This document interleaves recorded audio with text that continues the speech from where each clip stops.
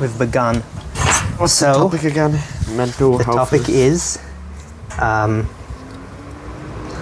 to think about how to phrase this. Is mental healthiness. Is mental health? Yeah, but is mental health?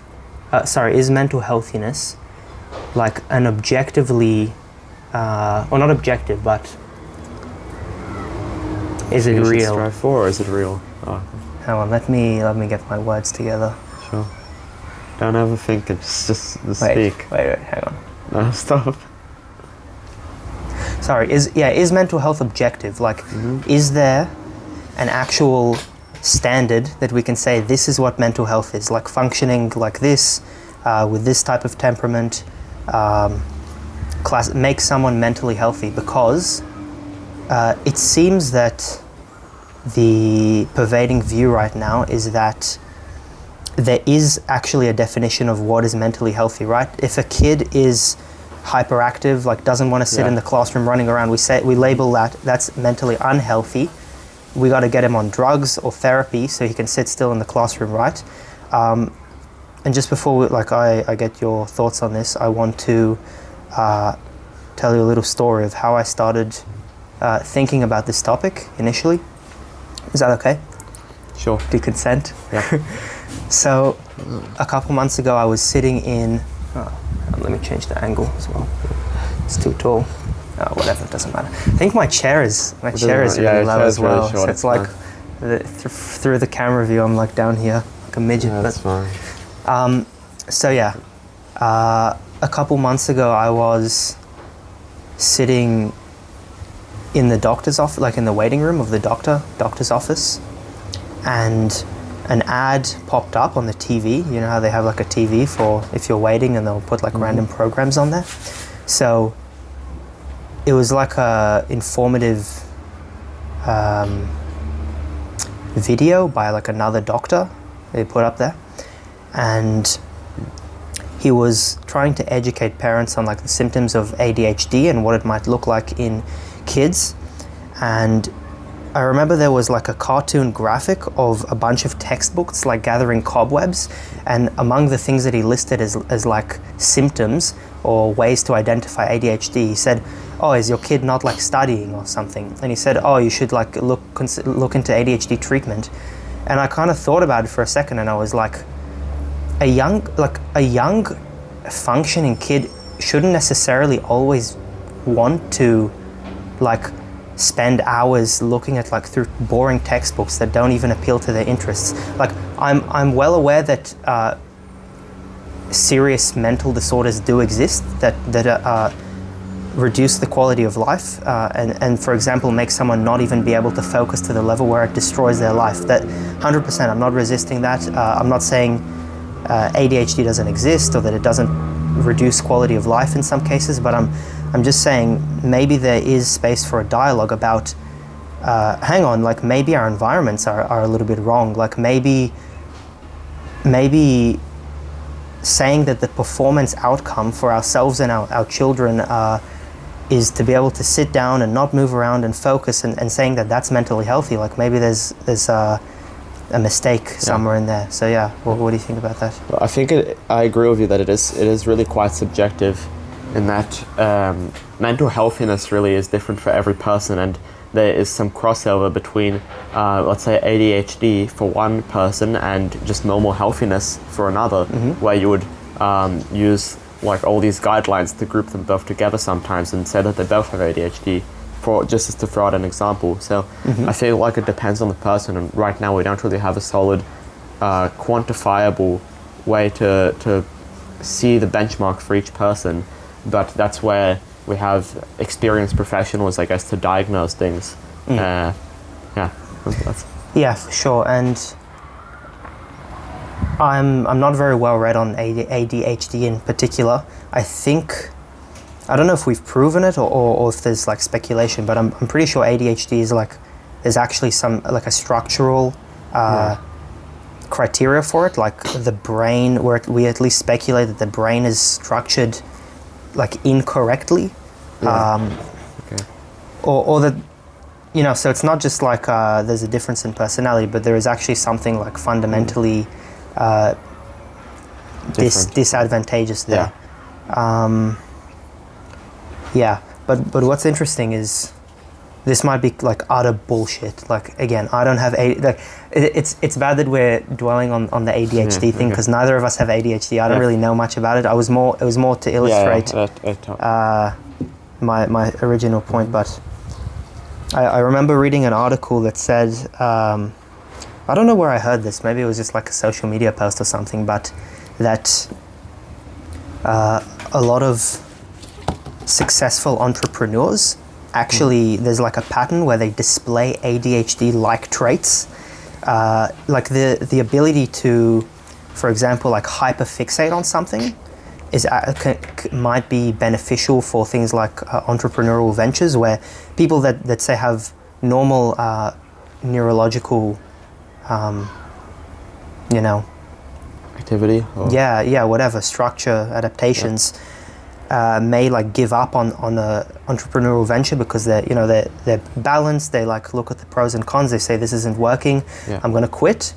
Whereas someone which might actually almost be mentally unhealthy in like a neurosis category might actually like over-fixate on things to the point where they get past that like hump of uncertainty and they're more successful as entrepreneurs. Like supposedly, this is a view I've heard. So it's interesting that we label it as unhealthy. We label it as unhealthy when at the same time these people that we idolize actually display attributes of like mental illness potentially. So I think that kind of comes down to a philosophical standpoint and a social one versus a healthy standpoint and a biological one, because you could have a person that has like a structural difference that's just worse for them surviving, and from an evolutionary standpoint seems worse. But then, like you've mentioned before, the people like taking more risky moves and potentially succeeding based off that, there's another philosophical and social aspect, which is what really is unhealthy. Is it just your ability to survive? But what if you have other forms of success with your like debilitations or what we label as those? And that could even be described as healthy sometimes then. So there's two different aspects to it, really. I would argue that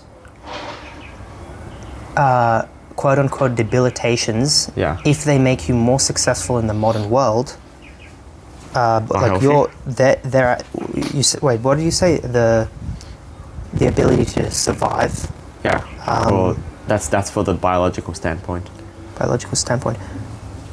But would you not argue that a quote-unquote biological impaired entrepreneur, is in a better place to survive in the modern world? Yeah, maybe if their skills are more suited to it. But in the modern world, survival and like quality of life aren't completely tied together. So you could still survive while working at McDonald's and making minimum wage, as opposed to being really successful and maybe still achieving the same success biologically, still surviving, still passing on the genes, and that's that biological standpoint of healthiness. But then you look at the social aspect of healthiness, which would account for that, and then that entrepreneur would be considered more healthy. So, and then there's the question of is either of those what health really is? Is it better to survive? Is it better to? That's a bit of a mind fuck. Because it's funny that you mention that, because is it better to survive? The other day I was listening to a podcast episode on modern wisdom where they got these two, what's that really famous YouTube philosopher guy that's like anti-religion and like, or not anti, he a like lot of those. No, like the really with like the mustache and like kind of like tall and thin kind of guy, Alex O'Connor. Oh yes. Yeah. Yes, yeah. So they brought him and like his buddy, which I forget his name, on Modern Wisdom. Apologies to the guy who I forgot his name. And to talk about philosophy, and they brought up the anti-natalism philosophy. Have you heard of it? No, I haven't. Where there's a group of people that justify that having children is inherently immoral. Oh, okay. And they justify it with like a couple like common sense arguments. Yes. where like Like the implications and yeah, like lack damage. of consent Yeah. and like that suffering overpowers or that potential suffering is like overwhelms the potential like enjoyment of life Yeah. and like Okay. mostly I think the consent issue because you can't ask a creature if it wants to. Anyway, so yeah, you said is yeah what is healthy? Wait, what did you say? What is healthiness? Yeah, what is healthiness first? We need to decide that before we say is healthiness real.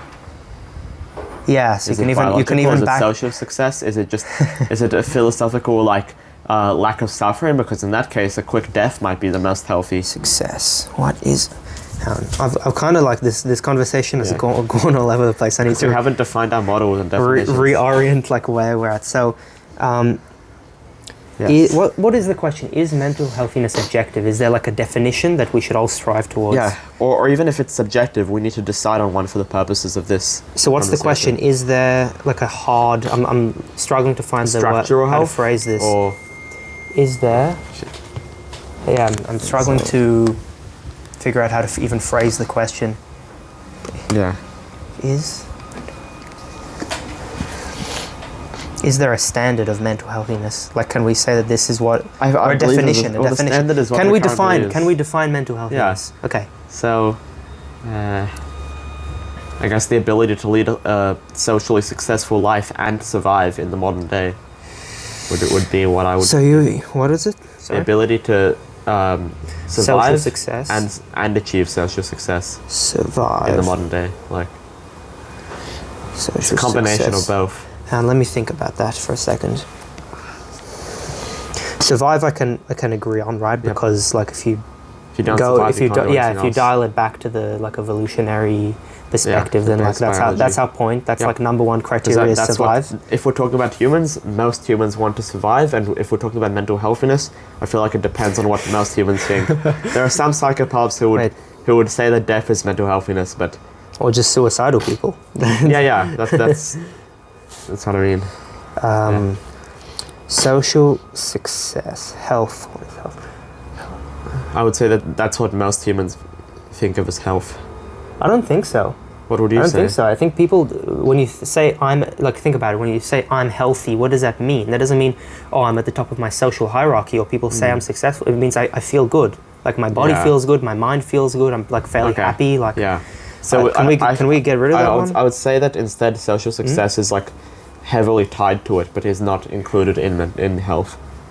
I'd say then because Yeah, it's like a correlated because factor. because it's As you get quality of happier, life. you usually Yeah. like also gain Yeah. social success. Yep.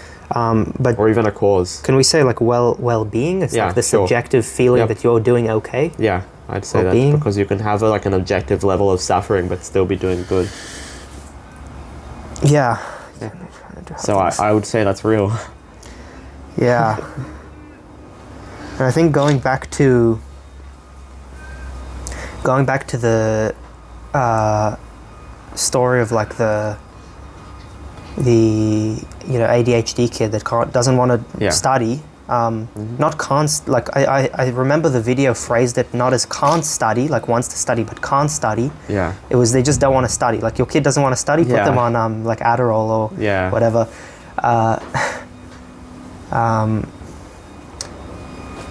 I feel like as long as they're, or like in that case, if the kid with ADHD is happy with their life and they don't need help, and their other parts of life, like their physical health, aren't taking a hit, that I don't think it's needed to intervene. Yeah, and that's So the thing. that It's would be like health then. I think there's where Even if they're stumbling. different. Sorry, yeah. Yeah. Oh no, sorry, that's all I was gonna say. I think we're stumbling on a conflict between people's self-evaluation of how well they're doing. Like the kid with ADHD Yeah. maybe likes sports, and he only wants to succeed in sports. Yeah. He hates school. He doesn't want to like learn like I don't know French verbs, for like an hour in class. Like he just doesn't care.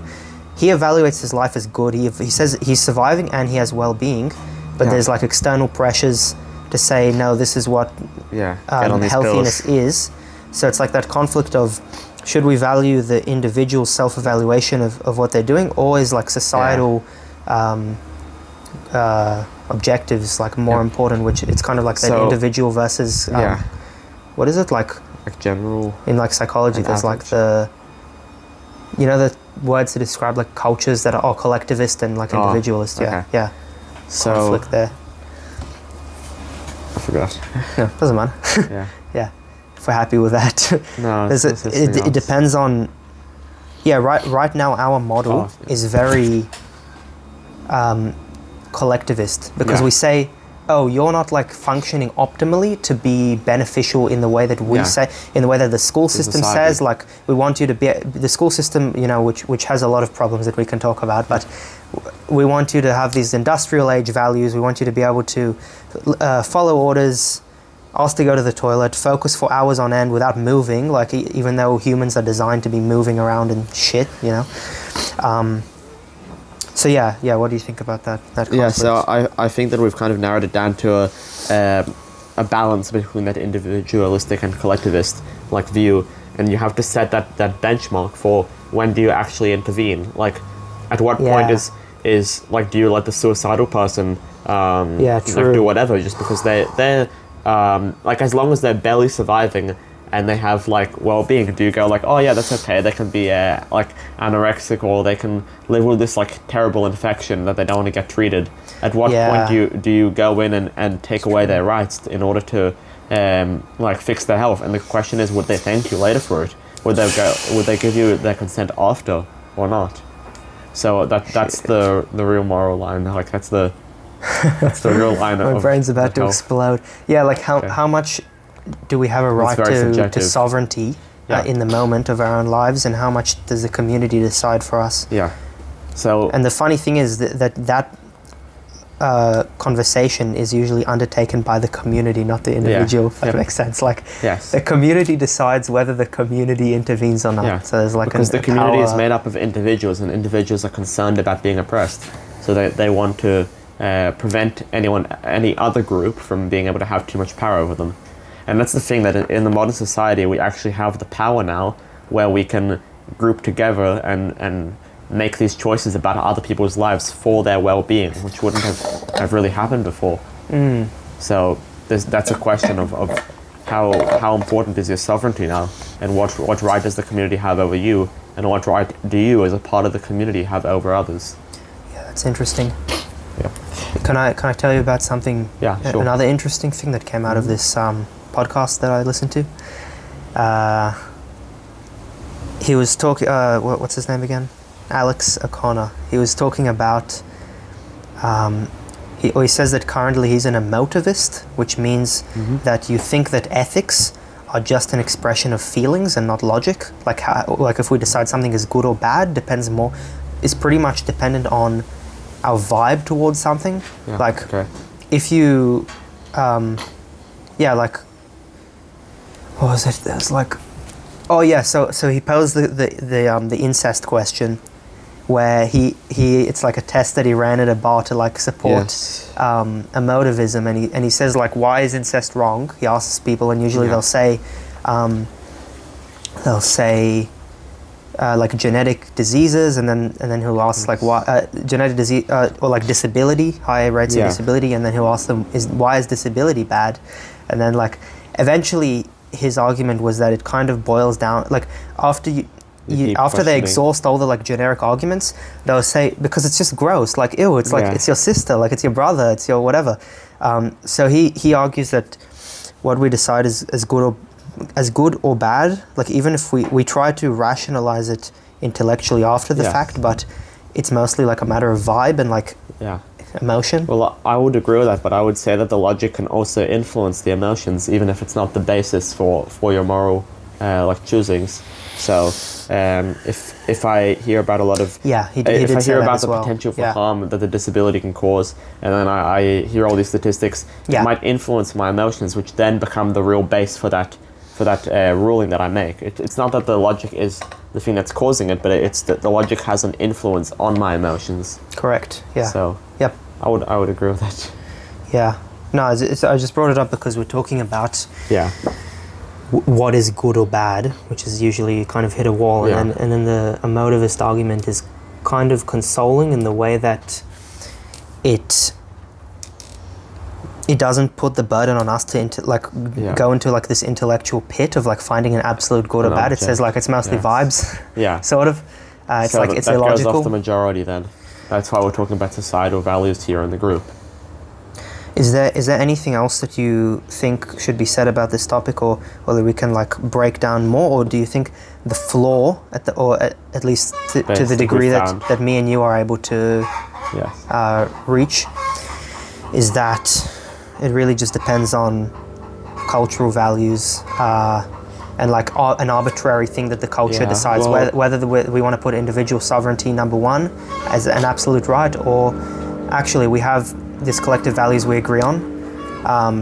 Fuck your depression or whatever, like even though you're going to stay alive because we think that you will thank us later and that your life will improve, or whatever situation it is. Yeah, so I think it kind of I would agree that it depends on the societal values and all that, because they're the ones who determine really what happens, except for like freak cases like random murders and things that fall outside of the law and the general societal rules and expectations. It would depend on who you ask, because your mic's like twisted to the side, twisted up. Okay. Yeah, it shouldn't make a big difference, but it's better. It depends on who you ask, really, because that individual who's being forced to do something would still not agree that they're unhealthy. They would say, like, I'm healthy, mental healthiness is real, but then the people, the other people would say it's not, and it's not that by forcing the individual to take a particular action, depending on their ruling, they're changing their mind. No. Like maybe eventually, but at that current time, there are two different views, and there will still be two different views. Even if you force someone to do something, they're still going to think that they're healthy or unhealthy, however they did before. Mm-hmm. And maybe eventually, over time, they will change. But at that moment, if you're having to intervene, it means there's two views. So if we're asking, are they healthy or are they not? It depends on who you're ruling, the majority or the person. Yeah. Do you think that that's kind of like a ethical wall that we've hit, or do you so there can't really be, there's no real like absolute, obviously there are no absolutes in life or in the universe, like we don't know, as far as we can never put a blanket statement as far as we know yet. True. But do you think like intellectual like finding an argument for, or do you think there's no more like, we can't really find like a real specific answer to this? This is kind of as far as it goes. It depends on... In the scope of this conversation, yes. Yeah. Do you think...